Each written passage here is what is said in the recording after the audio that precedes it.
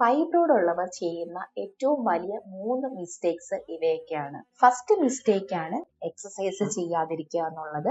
Fibroid പേഷ്യൻസിനോടും ട്രീറ്റ്മെന്റിനോടൊപ്പം exercise regular ആയിട്ട് ചെയ്യണമെന്ന് പറഞ്ഞാൽ മിക്കവരും അത് ചെയ്യാറില്ല. ഇത് നിങ്ങളുടെ ഫൈബ്രോയിഡിന്റെ ട്രീറ്റ്മെന്റ് ലോങ് ടേം ആക്കാൻ കാരണമാകും. സെക്കൻഡ് മിസ്റ്റേക്ക് ആണ് പീരിയഡ്സിന്റെ ഇറഗുലാരിറ്റീസ് ഉണ്ടെങ്കിലും ഹെവി ബ്ലീഡിംഗ് ഉണ്ടെങ്കിലും മറ്റുള്ള ആൾക്കാർ പറയുന്ന കേട്ടുള്ള ഹോം റെമഡീസ് ട്രൈ ചെയ്യുക. ഇത് നിങ്ങളുടെ ഫൈബ്രോയിഡ്സ് പൂർണ്ണമായി മാറ്റാൻ ഒരിക്കലും നിങ്ങളെ സഹായിക്കുകയില്ല. എക്സ്പേർട്ട് ആയിട്ടുള്ള ഡോക്ടേഴ്സിന്റെ അടുത്ത് മാത്രം പോയി കൺസൾട്ട് ചെയ്തതിനു ശേഷം പ്രോപ്പർ ആയിട്ടുള്ള ട്രീറ്റ്മെന്റ് എടുത്താൽ മാത്രമേ നിങ്ങളുടെ ഫൈബ്രോയിഡ് ചുരുങ്ങി പോകുകയുള്ളൂ.